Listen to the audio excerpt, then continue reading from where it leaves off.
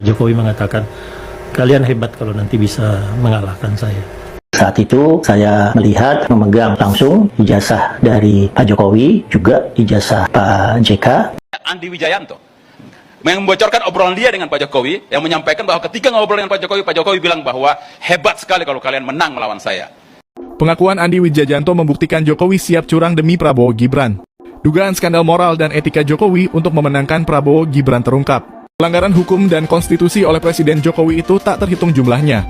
Ini adalah krisis etika dan moral dimulai dari puncak tertinggi dari Jokowi yang berupaya meloloskan anaknya menjadi calon wakil presiden lewat Mahkamah Konstitusi.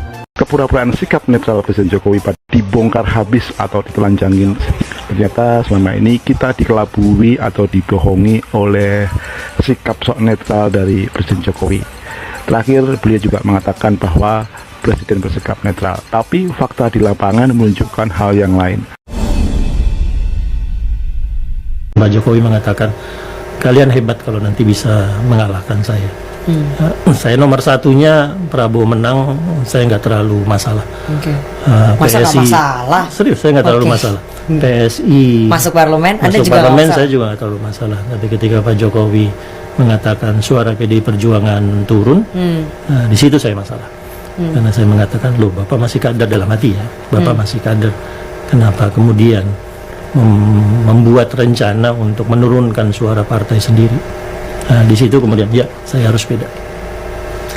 Pada saat itu Anda menyampaikan langsung ke Presiden? Saya diam saja. Oh, diam aja. Saya diam saja, mendengar, terus selesai, ya udah saya pulang. Cenderung tidak mengatakan apa. Presiden nggak menyampaikan alasannya kenapa beliau menginginkan 3 hal itu tadi? Berarti menurut Mas Andi, Pak Jokowi berubah ya? Ya, berubah signifikan. Ya. Dari yang pertama kali Mas Andi kenal dengan sampai sekarang ini, menurut Anda Pak Jokowi berubah? Walaupun saya tahu bahwa Pak Jokowi itu bukan orang yang memegang ideologi Trisakti Bung Karno misalnya untuk menjadi dasar membuat kebijakan. Nyaris tidak pernah digunakan jargon-jargon itu. Ya, jadi saya selalu wanti-wanti ke teman-teman di 2014 waktu saya seskap gitu ya.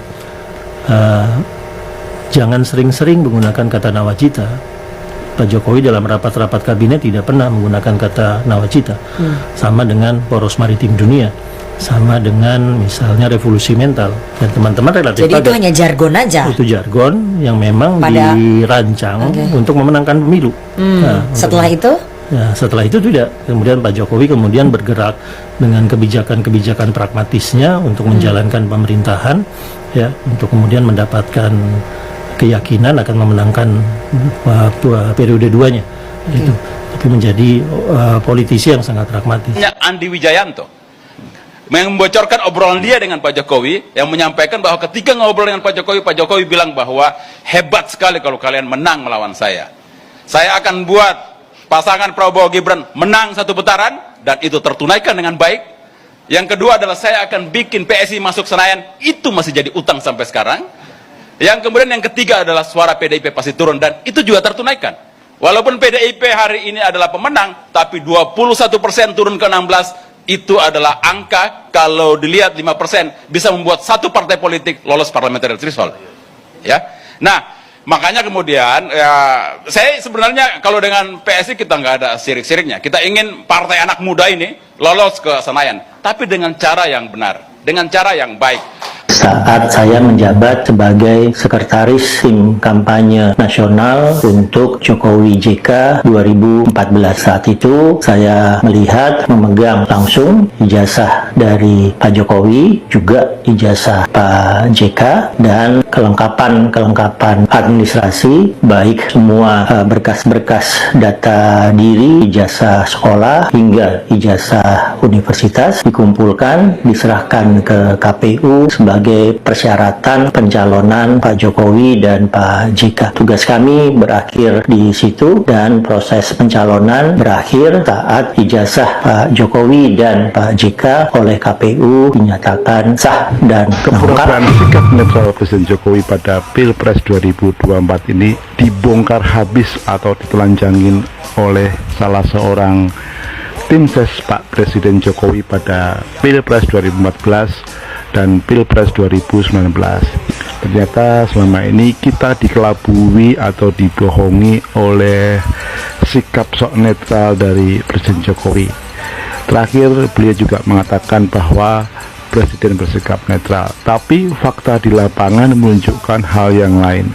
Banyak sekali namanya intimidasi terhadap kepala desa maupun masyarakat yang dilakukan oleh aparatur penegak hukum. Ya tentunya mereka tidak bekerja sendiri ya, artinya mereka juga di bawah sebuah komando yang terpusat. Ada dua hal yang menarik yang saya lihat di situ, yaitu Presiden Jokowi mengatakan akan menurunkan suara dari PDIP. Ya, yang kedua Jokowi juga mengatakan akan memaksa PSI masuk Senayan. Yang ketiga, Jokowi yakin benar bahwa Prabowo Gibran itu akan menang satu putaran. Nah, inilah di-highlight oleh Andi Wijayanto, yang menurut Andi Wijayanto hal yang buat dia itu akhirnya mundur dari tim ses Jokowi adalah ketika Jokowi dengan terus terang ingin mengkhianati partainya sendiri yang telah membawanya dari yang bukan siapa-siapa menjadi wali kota, gubernur, dan presiden 2 periode. Seperti dalam kisah Maleng Kondang, di mana Jokowi ini seperti seorang anak yang tega untuk mengkhianati ibunya sendiri. Fakta itu sudah tersebar di mana-mana di masyarakat, dan kita semua juga tahu upaya-upaya Jokowi untuk memaksakan diri agar anaknya terpilih lewat satu putaran dilakukan secara masif, baik itu menggunakan bansos-bansos yang didistribusikan di wilayah tertentu yang memungkinkan perolehan suara untuk Prabowo Gibran, terutama di wilayah-wilayah luar Jawa ya, karena menurut undang-undang kan minimal itu bisa memboleh 20% dari semua suara yang masuk. Kemudian untuk mendapatkan suara terbanyak, Jawa masih menjadi andalan, yaitu di Jawa Barat, Jawa Tengah, Jawa Timur, dan di Provinsi Banten. Pengakuan Andi Wijayanto membuktikan Jokowi siap curang demi Prabowo Gibran. Dugaan skandal moral dan etika Jokowi untuk memenangkan Prabowo Gibran terungkap. Perkembangan dan dinamika politik dalam negeri secara khusus menjelang pemilihan presiden 2024 sedang dihantui oleh masalah etika dan moral. Pelemahan demokrasi terkesan dilakukan secara terencana, terutama oleh Presiden RI Joko Widodo. Pelanggaran hukum dan konstitusi oleh Presiden Jokowi itu tak terhitung jumlahnya. Ini adalah krisis etika dan moral dimulai dari puncak tertinggi dari Jokowi yang berupaya meloloskan anaknya menjadi calon wakil presiden lewat Mahkamah Konstitusi. Akibatnya seperti guru kencing berdiri, murid kencing berlari. Muridnya pasti akan lebih brutal. Jokowi memberi contoh buruk, pasti di bawahnya akan meniru bahkan lebih buruk lagi, ujar Johan O. Silalahi, Jumat 9 Februari. Johan lantas memberikan contoh terbaru skandal moral yang mengarah ke Jokowi lewat sebuah podcast media yang menampilkan kesaksian Andi Wijayanto yang ditayangkan Jumat 9 Februari. Andi dan kawan-kawan dipanggil oleh Jokowi 2 hari sebelum deklarasi Prabowo Gibran, dan menyatakan bahwa pertama, pasangan Prabowo Gibran akan memenangkan pemilu presiden 2024 pada tanggal 14 Februari 2024. Jelas Johan. Johan menyatakan bahwa pada kesempatan itu Jokowi menyebut Partai Solidaritas Indonesia akan lolos ke DPR RI. Ini presiden apa ahli nujum, berarti Jokowi sudah bersiap melakukan kecurangan. Partai kecil partai baru bisa lolos ke DPR, apalagi kini anggaran iklannya terbesar kedua di bawah PDIP. Bagaimana Jokowi yang diberi amanah mengampu UU bisa mengawal pemilu yang jujur dan adil, tegas dia.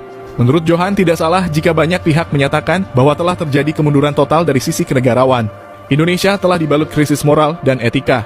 Johan khawatir krisis ini akan terus terbawa hingga pemilu presiden 2024.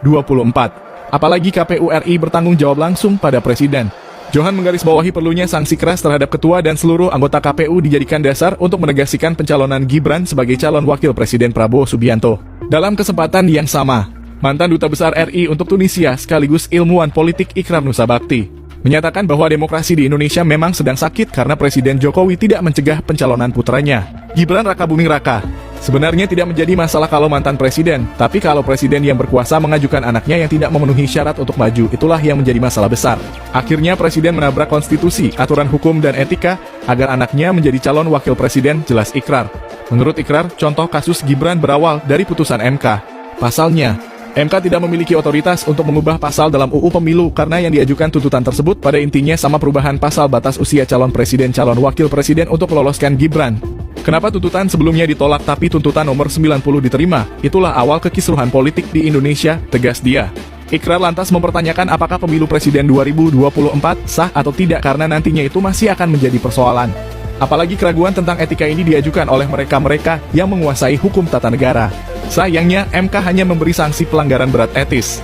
Padahal pelanggaran etis itu otomatis melanggar hukum karena etikalah yang menjadi dasar putusan itu sendiri jelasnya. Ikrar menambahkan begitu keputusan MK keluar 13 Oktober 2024 seharusnya KPU mengubah apa yang disebut peraturan KPU. Namun ternyata KPU hanya membuat surat edaran putusan MK yang harus diikuti. Padahal bila ada persoalan genting, seharusnya DPR datang dan melaksanakan sidang karena masa reses bukan alasan. Apa yang dilakukan Presiden dan Menteri?